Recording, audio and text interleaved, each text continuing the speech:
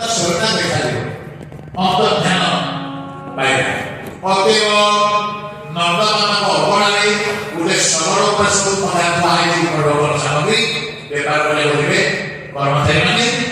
ମା ଯଶୋଦା ପଲଙ୍କରେ ଶୋଇ ଦେଇଛନ୍ତି, କ୍ଷୀର ତେଲ କରି କ୍ଷୀର ଶୋଇ ଦେଇଛନ୍ତି। ଦେଖିଲେ ତାଙ୍କ କରରେ ଉଠେଇଲା। ଆଜି ଜନ୍ମ 3 ମାସ ଆଜି ହେଇଛି। 500 ପରିବର୍ତ୍ତନ ଦେଖେ ପାଣ୍ଡିର ହରିଶୟନ 500 ପରିବର୍ତ୍ତନ ହରି ଉତ୍ଥାନ। ଏଇ କୃଷ୍ଣର ଜନ୍ମ ବୋଲି ସବୁ ହେଇଛି। ଆମ ଜଗନ୍ନାଥଙ୍କ ଲୀଳା ସବୁ କୃଷ୍ଣ ଲୀଳା ନେଇ।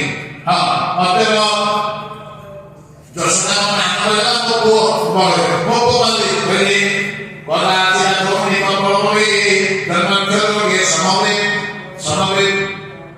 ସମବେତ ଦୋଷିତା ସମସ୍ତ ଗୋକୁଳରେ ଯେତେ ଝିଅ ବୋଉଥିଲେ ସମସ୍ତ ଦୋଷା ରଖେ। ବାଘ ବାଜୁଛି, ନୃତ୍ୟ ଚାଲିଛି, ଗାଇବ ଚାଲିଛି। ଯୋଉମାନେ ଗୋଦାମ ଯାଇଥିଲେ ବାଘମାନେ ଯେମିତି ବାଘ ସେମାନେ ନିଜେ ଧରି ଗଲେ, ପୁରୁଷମାନେ ସେ ସ୍ତ୍ରୀମାନେ ନିଜେ ଧରି ଗଲେ, ନିଜେ ଆମେ ନିଜେ ଯାଉଛି ତାଙ୍କର ବସ୍ତି। ହଁ ଏ ଫାଗୁଣ ମାସରେ ଯୋଉମାନେ ଯାଇଥିଲେ ଦେଖିଲେ ଏମିତି ହୋଲି ଗୀତ ନଷ୍ଟ ବାଘମାନେ ଉଛୁଳି ପଡ଼ିବ ବର୍ଷ କେବଳ ସ୍ତ୍ରୀ ଲୋକମାନଙ୍କର ହୋଲି ନାଳ ବସି। ଆଜି ଯେତେବେଳେ ଏଇ ପ୍ରକାର ଉଠାଣି ଚାଲିଛି, ମା ଯଶୋଦା ଗୋପାଳକୁ ଦୁଗ୍ଧପାନ କରିଦେଇ ଛୋଟ ଖଟରେ ଶୁଏ ଦେଇ ଏ ଖଟିଆଟାକୁ ଅଧ ଶଗଡ଼ ତଳେ ଦୂରରେ ଅଭାଜେଇଲା। ଯଶୋଦା ମାଟି ଧରି କହିଲେ ଓ ଖାକି କୌତିକ ମନସିନୀ ସମାଗତଙ୍କୁ ବସ ବ୍ରଜବାସୀମାନଙ୍କୁ ଆଦର ସତ୍କାର କରୁଛନ୍ତି, ଖାଇବା ରହୁଛନ୍ତି। ମଳିକ ଶୁଣଧରି ଓରିତ ସୁସ୍ପଷ୍ଟ ଅଳ୍ପ ସମୟରେ ଭଗବାନ ଭୋଗ ହେଲା। ଭଗବାନ କାହିଁକି ଛୋଟ ପିଲାମାନଙ୍କର କାହିଁକି ମଳିକ ଶୁଣ ଯୋଉ ବାଜା ବାଜୁଛି ଗୀତ ଗାଉଛନ୍ତି ନାଚୁଛନ୍ତି, ଯଶୋଦା ଶୁଣି ପାଇଲେନି ଯୋଉ ପୁଅର ଗାନଟା।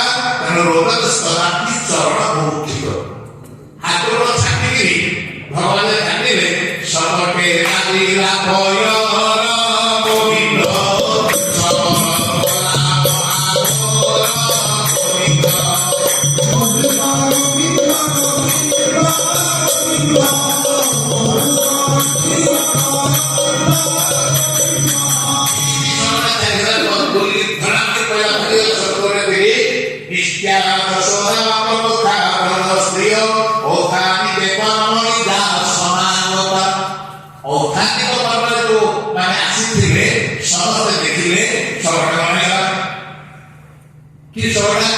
ଯୋଉ ଗୋପାଳଙ୍କୁ ପିଲାମାନେ ଖେଳଉଥିଲେ ସେମାନେ ବାବା ତୁମ ପୁଅ ଗୋପାଳ ଗୋଇଠା ଶଗଡ଼ ଉଡ଼ିଲା। ବିଶ୍ୱାସ କଲେନି, 3 ମାସ ଶଗଡ଼ ଉଡ଼େଇବ ବେକାର ଯାହା। ତାପରେ ବର୍ଷ ଖବର ନେଲେ ଶଗଡ଼ା ସବୁ କରିଲା ସେଇ ଖବରଟା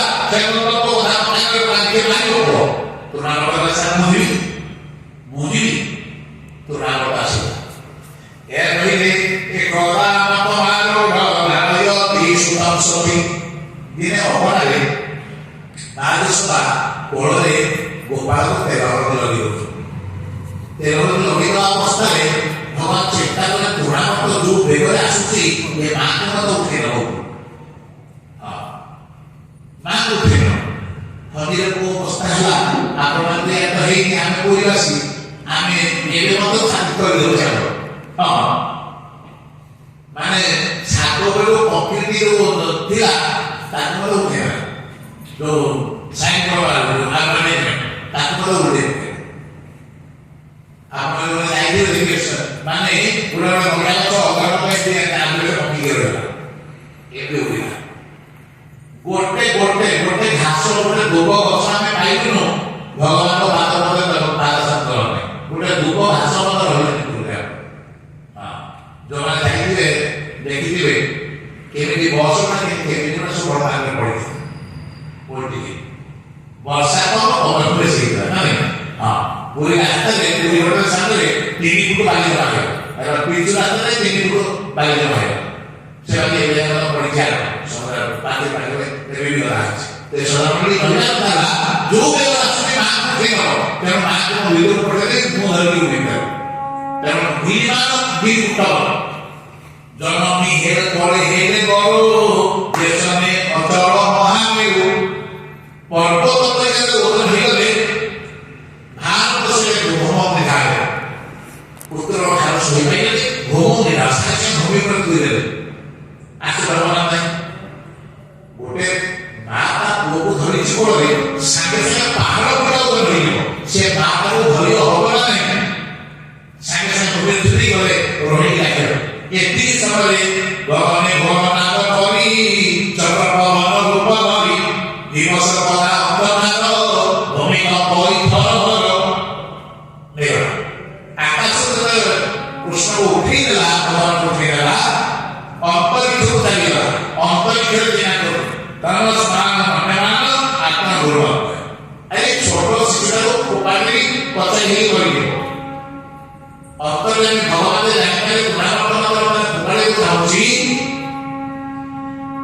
ଭଗବାନ ମା ହାତ ତା କଣ୍ଠଟାକୁ ଏମିତି ଚାପିଦେଲେ ଶ୍ୱାସ ହୋଇ ଅନ୍ତରିକ୍ଷ ତା ପ୍ରାଣ ଉଠିଗଲା ପ୍ରାଣ ଛାଡ଼ିଲା ତାର ପ୍ରାଣ ଅନ୍ତରିକ୍ଷରୁ ଭଗବାନ କଣ କଲେ ଅସୁର ଘେରି କୃଷ୍ଣ ପରେ ପଡ଼ିଲେ ଶିଆର ଉପରେ ଏବେ ମଧ୍ୟ ତୃଣାବର୍ତ ଶିଆ ଅଛି ଗୋକୁଳ ତୃଣାବର୍ତ ଶିଆ ନନ୍ଦନନ୍ଦ ବସା ସାଙ୍ଗେ ପହଁରୁଟା ପଡ଼ି ଲାଗିଯିବ ଦେଖିଲେ ରାକ୍ଷସମୀ ପଡ଼ି ରାକ୍ଷସମୀ ପଡ଼ି ତା ପୁଅ ପାଖରେ କିଏ ଭଲ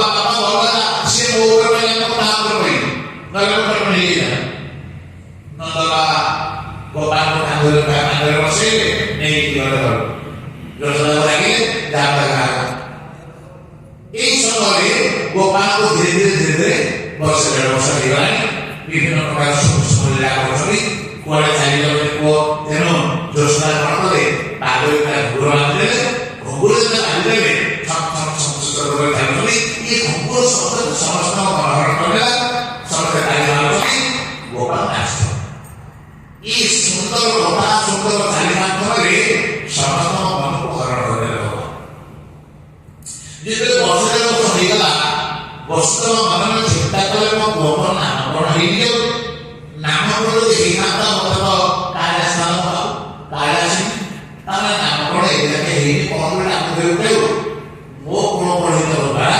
ନାମକରଣ ହବା ଦରକାର କାରଣ ଜଣକୁ ସମସ୍ତେ ଜାଣନ୍ତି ଆଉ ଜଣକୁ ଆତ୍ମୀୟ ଛାଡ଼ିଦେବି ପୁତ୍ର ତାଙ୍କ କୋଳରେ ତ ଗଣ୍ଡା ଚାଲିବ ରଖିଲେ ଏ କଥା କହିଲେ ବାବା ରୋହିଣୀ ପୁଅକୁ ନାମକରଣ କରିବେ ନନ୍ଦନନ୍ଦା ତାକୁ ପୁତ୍ର ବୋଲି ଭାବୁଛନ୍ତି ମୁଁ ରାତିରେ ଛାଡ଼ିଦେଇ ଆସିଥିଲି ତାର ନାମକରଣ କରି କିନ୍ତୁ କଥାଟା ଖୋଲିବେ ସ୍ନେହ ମିଳିବ ଗଣ୍ଡା ଚାଲି ଆସିଲେ ଆଦିତ୍ୟ ଗ୍ରହଣ କଲେ ନନ୍ଦନନ୍ଦନ କହିଲେ ବାବା ଆପଣ ପରିକା ବିଭୂତି ସମ୍ପନ୍ନ ମହାତ୍ମା ଘରେ ନାମ ଦେଇଛନ୍ତି ଘରେ ପରେ ଦିଦି ପିଲା ନାମକରଣ ହେଇନି ଆମେ କହିଲେ ଡାକଣା ଡାକୁଛୁ ଆପଣ ସବୁବେଳେ ନାମକରଣ ହେଇଯାନ୍ତା ମୋ ପିଲାମାନଙ୍କର ଭାଗ୍ୟବୋଧ ହୁଅନ୍ତା କହିଲେ ଜଗନ୍ନାଥ ମହାମାତାର୍ଯ୍ୟ ଖ୍ୟାତସ୍ଥ ଭୂମିଶ୍ୱର ଭବ ସୁତ ମୟା ଶ୍ୱଶୁର ମନ୍ନତେ ଦେବ କି ସୁତ ହେ ନନ୍ଦବାବା ସମସ୍ତେ ଜାଣନ୍ତି ମୁଁ ଜଗବଂଶର ଆଚାର୍ଯ୍ୟ ମୁଁ ଯଦି ତୁମ ପୁତ୍ରକୁ ସଂସ୍କାର କରିକି ମନ ଦେବ କିସ୍ତ ବସ ଜାଣିବ ଯେହେତୁ ବସୁଦେବଙ୍କର କଣ କରିଦେଲା ନନ୍ଦବାବା ପୁତ୍ରକୁ ସଂସ୍କାର କଲା ଇଏ ନନ୍ଦପୁତ୍ର ନୁହେଁ ଇଏ ବସୁଦେବ ପୁତ୍ର କଣ ସହିତ ଉଲ୍ଟା ପଡ଼ା ହେଇଯାଇଛି ମାର ତମ ପୁତ୍ର ଉପରେ ବିପଦ ପଡ଼ିବ ନନ୍ଦବାବା କହିଲେ ମୁଁ କାହିଁକି ଆଲୋଚନା କରିବି କହିଲେ ଅଲକ୍ଷିତ ଶ୍ରେଣୀ ମାନିକ ରବି ଗୋପରେ ଗୁରୁ ବିରାଜ ସଂସ୍କାର ସ୍ୱସ୍ତି ବାଚନ করব ଗୋବ୍ରତ ମାନେ ଅଲକ୍ଷିତ ଜାଗା ଏକାନ୍ତ ଜାଗା ଗୁହାଳ ଭିତରେ ସ୍ୱସ୍ତି ବାଚନ କରି ମୋ ପିଲାଙ୍କ ନାମକରଣ କରିଲେ ଆଉ ସେଗୁଡ଼ା ଆସିବ ଯେତେବେଳେ ଘରେ ଯାଇ କହିଲେ ଯଶୋଦା ଶୁଣିଲେ ପତ୍ରରେ ଆଶ୍ଚର୍ଯ୍ୟ କହିଲେ ମୋର ଦରକାର ନାମକରଣ ମୁଁ ତ କାନାକୁ ଡାକୁଛି ମୁଁ ତ ଗୋପାଳକୁ ଡାକୁଛି ଓଡ଼ିଆକୁ ଡାକୁଛି ମୋର ନାମକରଣ ଦରକାର ସେ ମଧୁରରେ ସବୁ ଆକାଶ ଟୋଟା ରୋହିଣୀକୁ ବେଶ କଲେ ଦେବୀ ଆମ ବଳ ତମ ବଳ ଯଦି ଆକାଶ ହେଇଯିବ ବିଶ୍ୱାସ ରାଜ୍ୟରେ ଗୋଟେ କାମ କରିବା ମୋ ପୁତ୍ରକୁ ଧରିବା ତୁ ମୋ ପୁତ୍ର ପହଞ୍ଚିବ ଉଲ୍ଟା କଥା ନେଇଯା ଯଦି ତାପରେ ତା ପୁତ୍ର ଅଛି ଯଦି କହିଦେବେ ଜାଣିଦେବେ ଠିକ ଅତଏବ ଦିଟା ପୁତ୍ରମାନଙ୍କୁ ଅଲଗା ଧରିଗଲେ ପୂଜା ପାଠ ହେଇଗଲା। ଗଲାଚାର୍ଯ୍ୟ କହିଲେ ଇଏ ନା ବଡ ପୁଅ ନାମ ଆଗ କରିବା ଆଗ ବଡ ପୁଅ ନେଇ ଆସ। ଯଶୋଦା ମୋ ପୁତ୍ର ବଡ ହେଲା ଆଣିଲେ ଆଗ ମୋ ପୁତ୍ର ନାମ ବଡ। ଯଶୋଦା ଯେତେବେଳେ ପୁତ୍ର ଧରିଗଲେ ଗଲାଚାର୍ଯ୍ୟ କହିଲେ ମା ଅୟମ ହି ରୋହିଣୀ ପୁତ୍ର ଏ ଷୋଳଟା ନାମ ଯୋଉଟା ନାହିଁ ଯଦି ଯଶୋଦାଙ୍କ ବେଳେ ଯଶୋଦା ପୁତ୍ର ଥାନ୍ତେ କହିନଥା ଅୟମ ରୋହିଣୀ କହିନଥା। ତେଣୁ ଯେହେତୁଟା ନାହିଁ ଗଲାଚାର୍ଯ୍ୟ କହିଲେ ଅୟମ ହି ରୋହିଣୀ ପୁତ୍ର ରମୟନ ସୁହୃଦମଣି ଆଚାର୍ଯ୍ୟ ନାମ ହିତି ବଲାଦିତ୍ୟାମ୍ବିରୋ ଜଗନ୍ନାଥ ପୁତ୍ର ସଂକର୍ଷଣ ବର୍ଜିତ ତିନୋଟି ନାମ କହିଲେ ଇଏ ସୁହୃଦଗୁଣ ଦ୍ୱାରା ପ୍ରିୟ ଦାସନ ଦ୍ୱାରା ସମସ୍ତ ମନକୁ ରମଣ କରିଦେବ। ତେଣୁ ୟାକୁ ସମସ୍ତେ ରାମ ବୋଲି କହିବେ। ଇଏ ବଳରାଧିକା ତେଣୁ ୟାକୁ ସମସ୍ତେ ବଳରାମ ବୋଲି କହିବେ।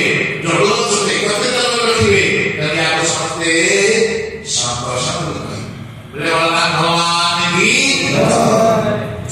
ରୋହିଣୀ ଆସି ପହଞ୍ଚିଲେ ଯଶୋଦାଙ୍କ ପୁତ୍ର କହିଲେ ବାବା ବାବା ପ୍ରଣାମ କରିବେ ବାବା ରାଗିବେନି ବାବା କିଛି ଖରାପ ହେବେନି ଦି ତିନିଟା ବିପଦ ପଡ଼ିଲା ତ ତେଣୁ ଆମେ ଟିକେ ଅଦଳବଦଳ କରିଦେବୁ ପରେ ଆଗେଇଲା। ପିଲାମାନଙ୍କୁ ମାମାଙ୍କୁ ଏମିତି ସ୍ନେହ ହେଲେ ଏ ପିଲାଙ୍କର ସଂସ୍କୃତି ମାର୍କେଟ ମାନେ ପ୍ରତ୍ୟେକ ମାମାଙ୍କୁ ଏମିତି ସ୍ନେହ ଦରକାର। ପୁଅଟା ବାପା ପଦକି ସବୁ ବାପାଙ୍କୁ ବୁଝେଇକିରି ନା ବସିବେ।